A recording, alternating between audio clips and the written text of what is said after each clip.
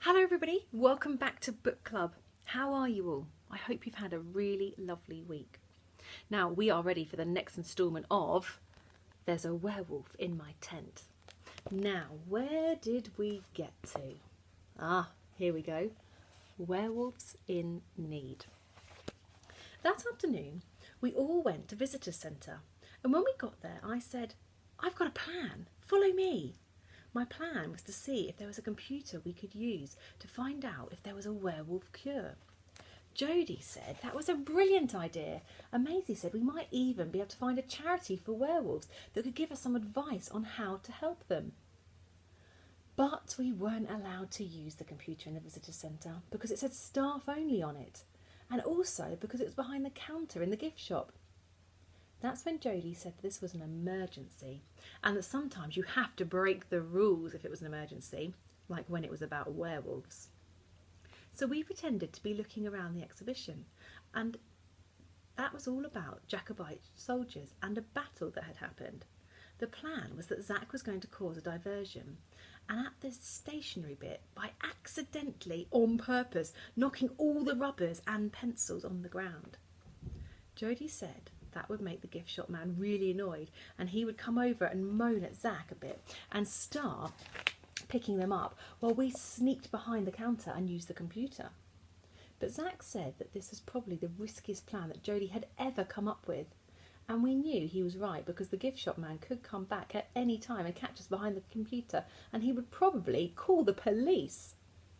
But Maisie said that it had to be done, and then she put her shaky little hand out in front of her. I knew Maisie wanted us all to put our hands together for courage because we were a team, just like we'd done when we thought that there were baby aliens in our school. Remember that one? It was good, wasn't it? So we all put our hands on top of Maisie's, and Jodie smiled a bit and said, "Werewolf hunters!"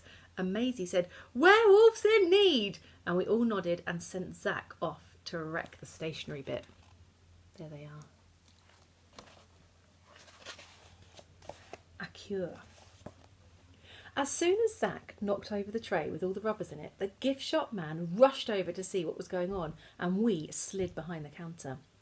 Jodie opened a search page on the computer and wrote werewolf cure. I was the lookout, and I could see that Zach had done an excellent job of creating a diversion, because every time he tried to help the gift shop man put something back, he would accidentally on purpose knock something else over and then say sorry and help to pick that up as well. And then the gift shop man told Zach to go over there, and he pointed to the exhibition bit, so Zach gave me the warning sign, which was scratching his head with both hands at the same time, and I said, "It's time to go." But then Jodie said she'd just pressed print, and I started panicking because we hadn't said anything about using the printer, and I was sure that we were going to get caught. Me and Maisie ran across to the printer while Jodie closed the search page and deleted the search history. I almost had a heart attack. Waiting for the page to be printed, it felt like everything was going in slow motion, and I could actually see the gift shop man walking back over. Then Maisie said, "Done!" and snatched a bit of paper from the printer, and we slipped around the side of the counter just before the gift shop man came back. We all sat on the ground for ages trying to calm down because that had been one close call. Then we spotted Zach waving at us, so we ran back over to the exhibition bit, and that's when we all looked at the piece of paper, and this is what it said. How to cure a werewolf. 1. Tap a werewolf 3 times on the head with a metal object. Do not use silver. Werewolves are highly allergic to silver. It can kill them. 2. Wait until the werewolf has transformed into wolf form and then whisper his name 3 times into his ear. Be careful, werewolves are dangerous. And 3, remember, some believe that a werewolf can never be cured. No one wanted to do the whispering one, and that was fair enough. Maisie said that the metal one didn't say that the werewolf had to be in wolf form when you did the tapping, and that we could try it on Miss Moon at breakfast the next day when she was eating her cereal. Then Zach pointed to a poster about the battle and said that if it had happened here, then it had probably been a werewolf battle. He said that some of the werewolves must have survived the battle and managed to get away. Zach said that everything made sense to him now, especially why Miss Moon had suggested we all go on this camping trip. He said that this place is basically like an all-inclusive holiday camp where for werewolves, because they were in the woods to roam around, and the werewolves could meet there, scratch the trees, and they've got fresh running water to drink from the river, and they've got campers to feast on. Then Zach said that we had to be extra careful because we were in werewolf territory, and that there would be a full moon soon, and then Miss Moon would be fully transformed and become angry and hungry and a dangerous beast.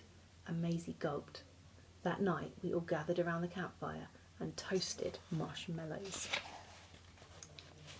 Miss Moon was even hairier than she'd been this morning, and her eyebrows were actually touching.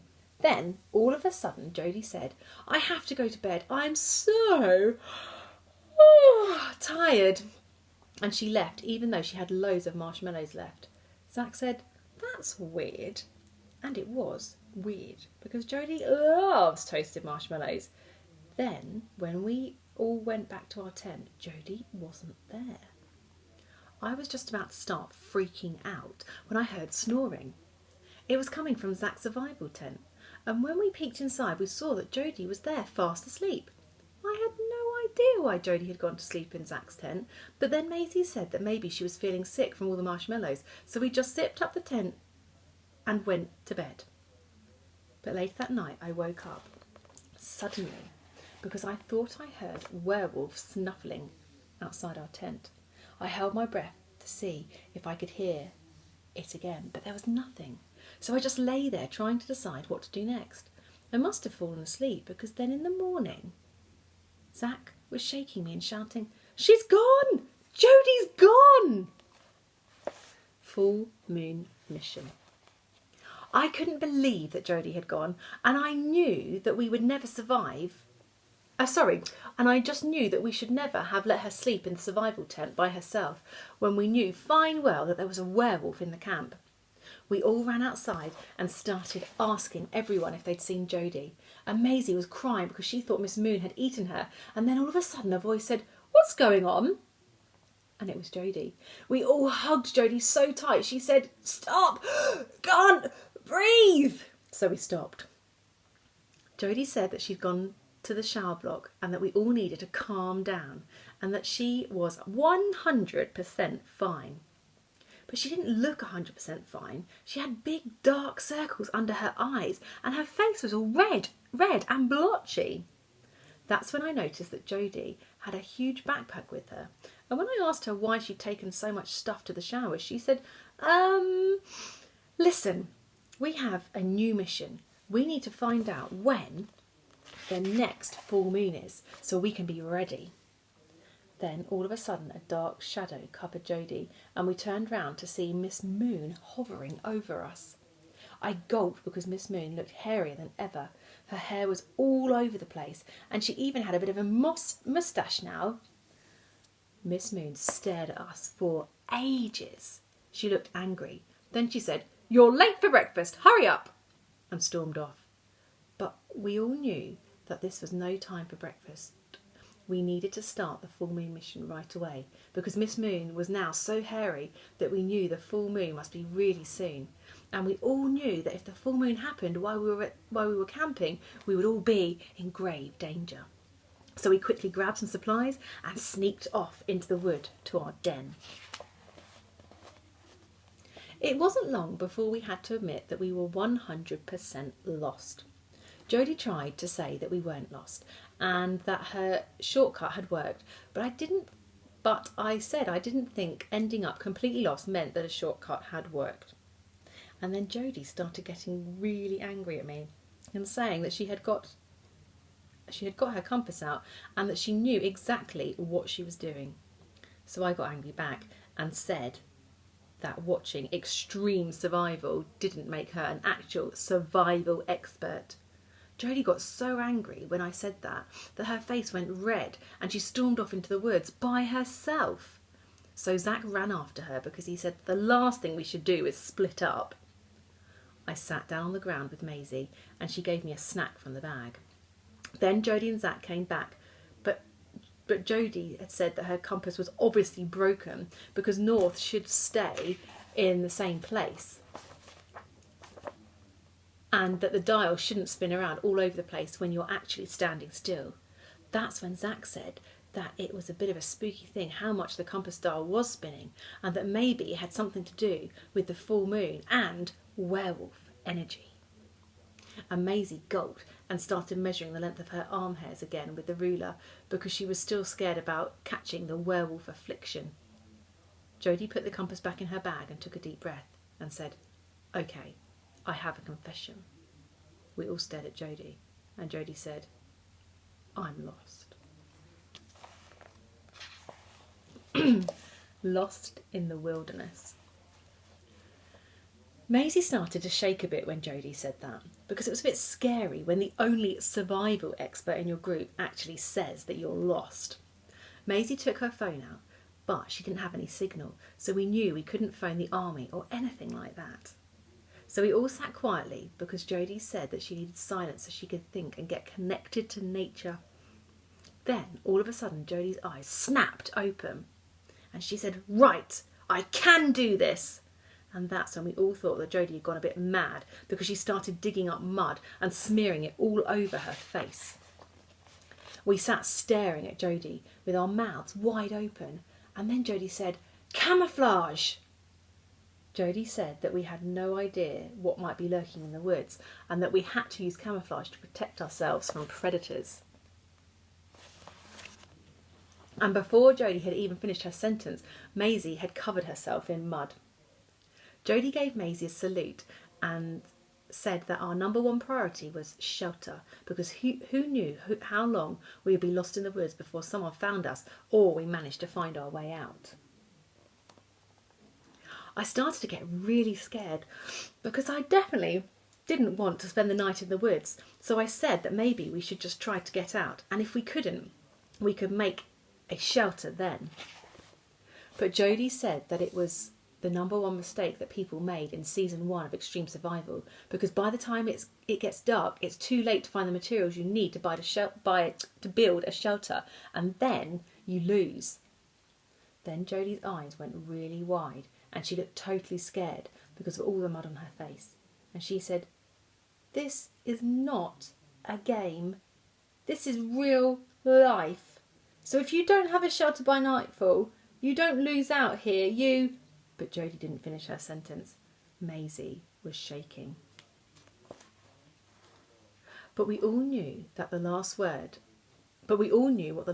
was, and none of us wanted to die or get eaten by werewolves, so we started looking for things to build a shelter with. We collected all the branches and leaves we could find and tried to make a roof thing over the 2 big branches that were sticking out from an old tree, and it actually looked quite good by the time we were finished. We lay down under the roof and looked up to see if there were any holes in case it rained, and then we poked our fingers through the holes so Jodie knew where to put the leaves and twigs to make it watertight. Then Jodie said our next priority was warmth, and then she started unpacking her backpack and I saw that she had brought all her clothes. I didn't know why Jodie had done that, but I was glad that she had because I definitely didn't want to freeze to death if someone didn't find us before nightfall. So we all put Jodie's clothes on top of what we were already wearing, and Zach didn't even complain when Jodie gave him a pink jumper with a koala on it because he knew that this was about survival. Then Jodie said that when the night came in, it was going to be colder and colder than it had ever been before, and she was going to have to build a fire. There they are. Zach said that he didn't think rubbing 2 sticks together was going to help and that we needed some fuel. But then Jodie said that she'd seen it on TV with her own eyes, and Zach couldn't really say anything after that because we all knew that Jodie had been 100% right about everything so far.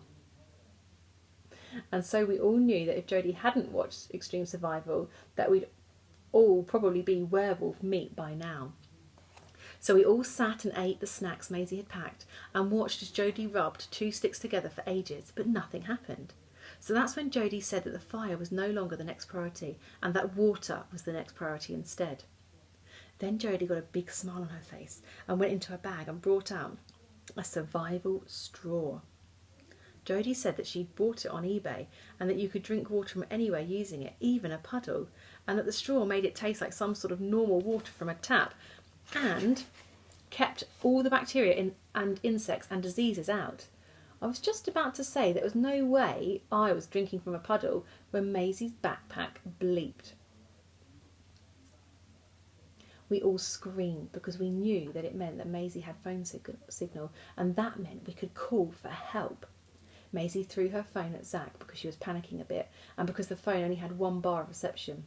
Zach looked at the phone and said that there was a new message from Amy, and then he stopped smiling. We all rushed over to look at the message. Full moon on Friday, be careful, Amy. We all gasped because today was Friday. Zach said that Amy must have sent the text the day before, but we didn't get it because we didn't have the phone signal until now. And Maisie said Amy was trying to warn us, and now we're stuck in the woods on a full moon. Then Jodie jumped up and yelled, "Quick, call for help while we can." So Zach tried to phone his mum, but then he said no because we lost the signal again. Then Maisie yelled 999, and we all looked at her, and she said that even if you had no signal, you could still dial